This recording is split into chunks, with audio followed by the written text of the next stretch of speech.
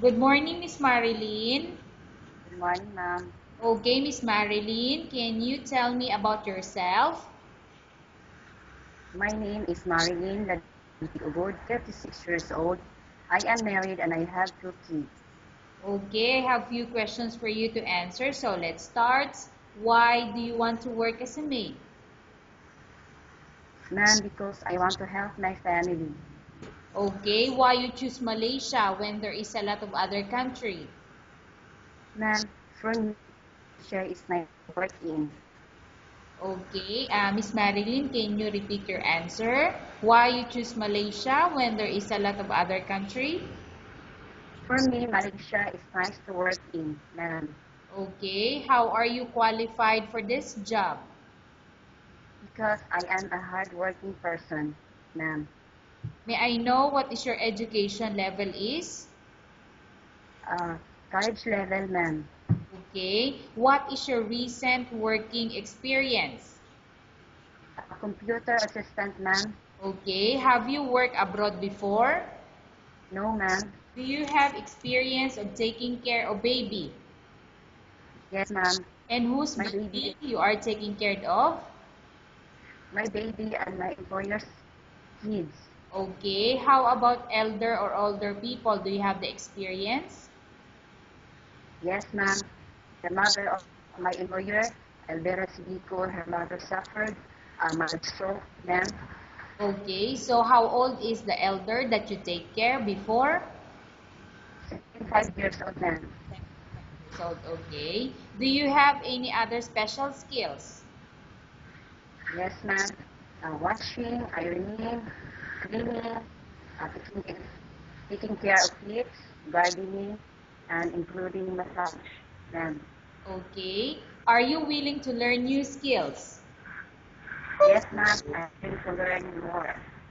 Okay. Are you willing to work with a family where the mother-in-law or any relatives stay together?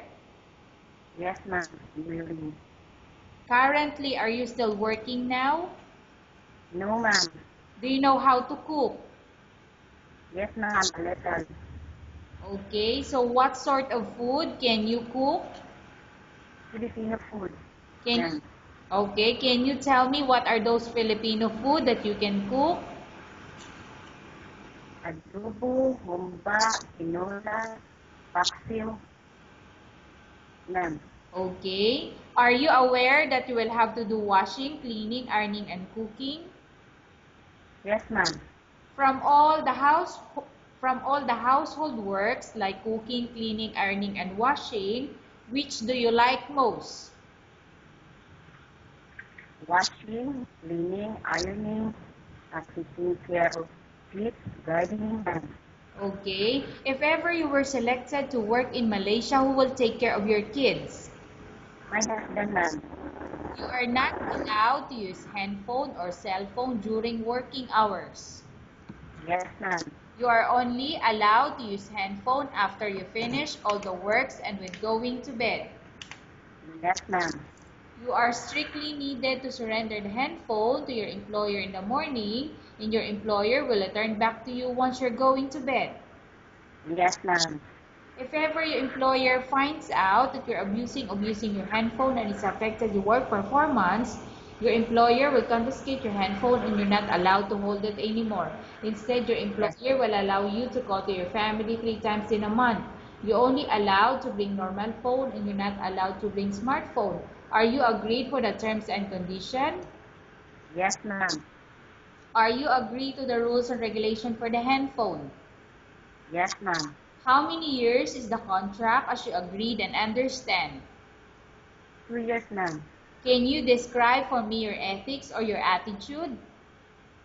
Yes, ma'am. I am hardworking, disciplined, and trusted, ma'am. Okay. How can you assure to us that you will work hard in Malaysia? I will do my job well, and I will finish my contract, ma'am. Can you promise not to use the telephone without the permission of your employer? Yes, ma'am, I will. Can you promise not to put on makeup but to dress properly while work? Yes, ma'am, I will. Can you promise Not to invite friends and relatives without the consent of your employer? Yes, ma'am, I will. Can you promise not to ask for advance salary from your employer under any circumstances? Yes, ma'am, I will. Do you really understand of the rules and regulation of the agency? Yes, ma'am. Do you pay any placement fee for you to come to Malaysia to work as a maid?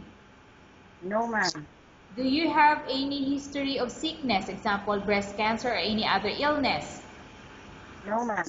Do you suffer from any skin diseases, allergy or physical defect? No, ma'am. Have you suffered from any serious illness? No, ma'am. Do you smoke? No, ma'am. Have you undergone any operation or surgery? No, ma'am. Are you medically fit? Yes, ma'am. Are you in any medication? No, ma'am. Are you allergic with any food? No, ma'am. Are you prepared to work for the employer of any race? Yes, ma'am. Are you prepared to eat the type of food taken by your employer? Yes, ma'am. Are you afraid of being left alone in the house? No, ma'am. Are you afraid of dogs or other pets? No, ma'am. Can you promise to work according to instruction from your employer? Yes, ma'am. Do you have any immediate family working in Malaysia? No, ma'am. Okay, Miss Marilyn, we have finished our question section. Let's go to case study. I have a case study for you and I want you to answer me truthfully. Upon arrival in Malaysia within 6 months, if ever any of your family members pass away, what will you do? Will you continue to work till finish your contract or you will go back? Ma'am, I will finish my contract. Tell us about yourself and why do you want to work in Malaysia as domestic helper? Ma'am? Okay, so Miss Marilyn, I'm going to repeat the question. Yes, ma'am. Tell us about yourself and why do you want to work in Malaysia as domestic helper? Yes, ma'am. I want I want to go Malaysia because I want to help my family, and I work Malaysia because I want to there because people is very nice and nice working. Yeah. Okay, Miss Marilyn, what do you want to tell to your employer who watching your video?